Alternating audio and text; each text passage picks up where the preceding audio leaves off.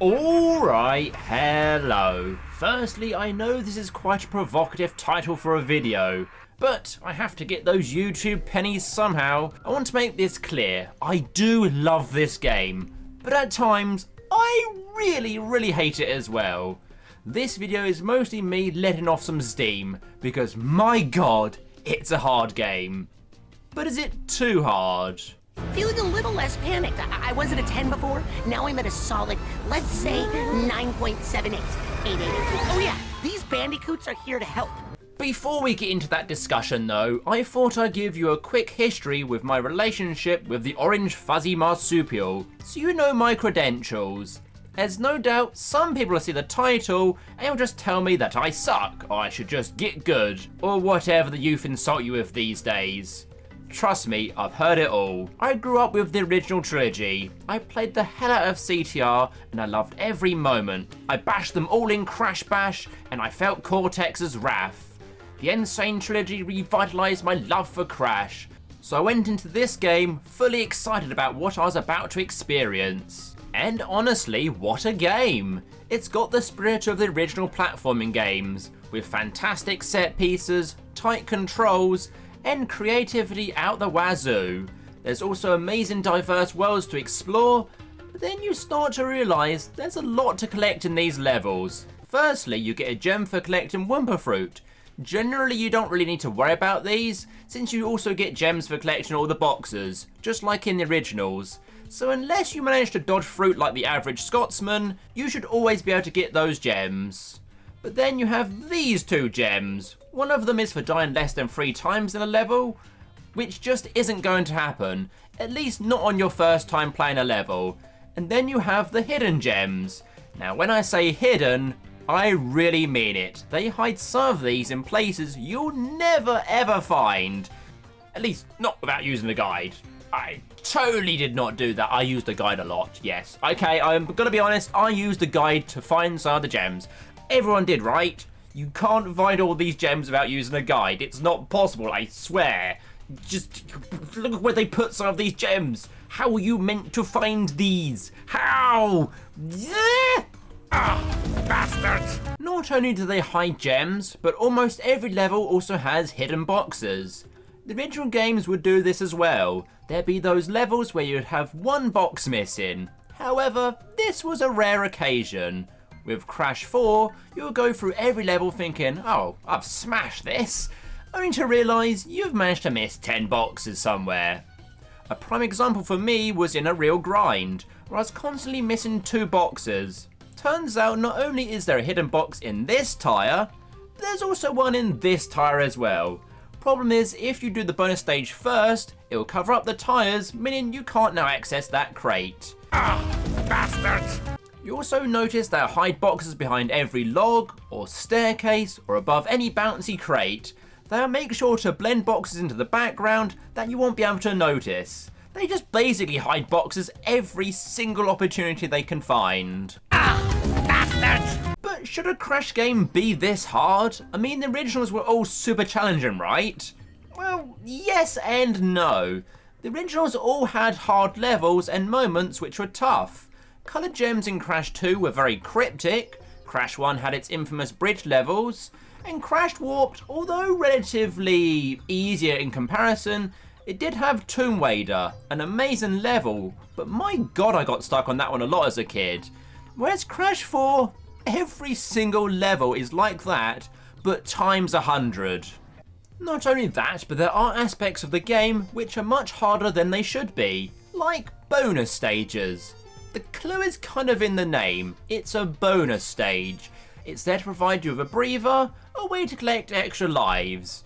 But no, in Crash 4, some of the bonus stages are honestly the most grueling and unnecessarily difficult parts of the game. I just came here to get some extra lives. Why is this game so mean? But there are some parts of the game that are much easier. Firstly, you can play the game without lives, meaning you can die as much as you like. And trust me, that's gonna happen a lot. I really wish this was a feature for the Insane trilogy, as it would have allowed for more casual players of the games to enjoy it. Almost all modern games no longer use a life system, and that's okay. If you're playing with lives on, the game is also very generous with giving you extra lives. I can end up dying about 30 times in a level, and I would only lose maybe 2 or 3 lives, because I'd always regain those lives every time I died. The boss battles also for the first time include checkpoints, and they're all fantastic, even Louise. But here comes my main critique. Let's say you managed to get every gem in the game, you beat every boss, you made the crash go whoa. Well, now you have to do it all over again. That's right, in order to fully complete the game, you must complete every level on N.Verted mode, collecting every gem again. All those hidden gems are now all in different places as well. Screw this one in particular. In fact, screw Rush Hour in N.Verted mode in general. Whoever had the bright idea to make one of the longest levels in the game underwater, meaning it's slow and laborious as anything. It's already a terrible level. Why make it so slow? Bastards! At least the other gimmicks generally make the gameplay quicker or only distract you a little bit. Not only that, but some levels also have alternate timeline levels, where you play as Dingodile, Torna, and Cortex.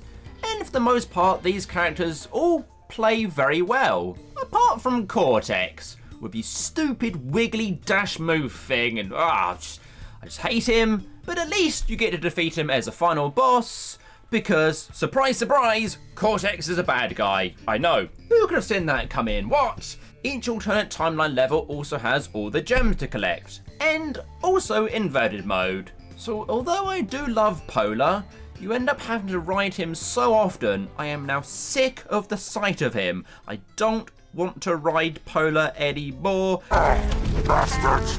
But it doesn't end there. Each level also has perfect relics, meaning you have to complete the level without dying once, and collect every single box. These perfect relics are what really prevent me from fully finishing the game. So here's a quick countdown of the top 5 perfect relics that I'll never get, because they are way too stupidly hard. In at number 5 we have Run It By You. This f***ing level. Multiple moving vehicle sections where one mistake, one missed box, and you have to reset.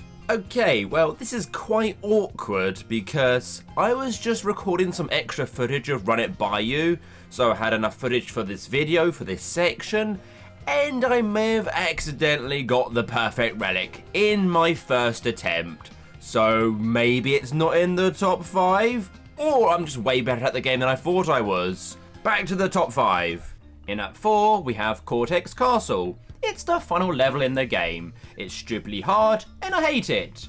In at number 3, we have Crash Landed, one of the longest levels in the game, and a lot of it is done riding this squishy little alien thing. You'll miss boxes a lot, and have to reset every time you do. In at number 2 is Seeing Double. It's bloody Cortex Castle again, but also you have this stupid, terrible Cortex section at the start, with these terrible, stupid controls. And at number 1, it's Toxic Tunnels. Oh boy, this level. So, in a nod to the original games, you have a section which unlocks after collecting all the coloured gems. Isn't that fun? No. No, it's not, because this damn section has some of the toughest platforming in the whole game. It's relentless. Not only that, but they hide boxes everywhere in this level as well. 0 out of 10, would not attempt ever again. But that's it, right? You managed to do all that. Well done, game complete! No, there is more. So just like the original games, you have time relics. And one of the achievements in the game is to collect every single platinum time trial relic. Not just every relic, that would be reasonable. No, just get them all in platinum. Now the time trials in the original games were fine, because generally the levels were not that long, but still punishing if you made them far enough and died, that would be quite annoying. Crash 4 levels are like marathon gauntlets, so to try and do all these levels without making any mistakes, or while trying to do them super fast, are you trying to punish the people that play the game? This is just not fair. Bastards! But let's theoretically say you've done that. Game complete, right? We can all go home. There's more. Throughout the game, there's 21 flashback tapes. These are scattered across 21 levels. In order to collect them, you must reach them without dying. They are basically like the death paths from Crash 2 and Warped. However, the further you get in the game, the further the tapes are in the level, such as Cortex Castle, where it's right at the very end. However, if you're already getting all the perfect relics, these aren't anything challenging in comparison. The tapes do though unlock flashback levels, which are a fantastic bonus set of levels that take place before the first game.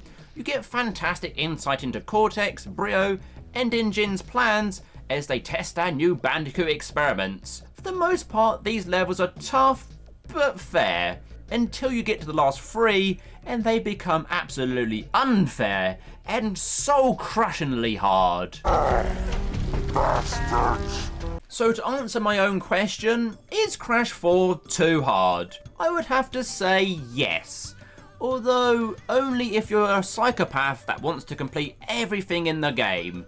And if you are or have done, I have to take my metaphorical hat off to you. This game is a piece of art. A love story to the world of tough platforming games. By me saying it's too hard doesn't diminish the fact that it's a brilliant game. I hope you enjoyed my ramblings and me letting off some steam. Good luck if you want to fully complete the game. I'll still be doing this for a few more years to come. But for now, take care and leave me alone. No, no, no, no.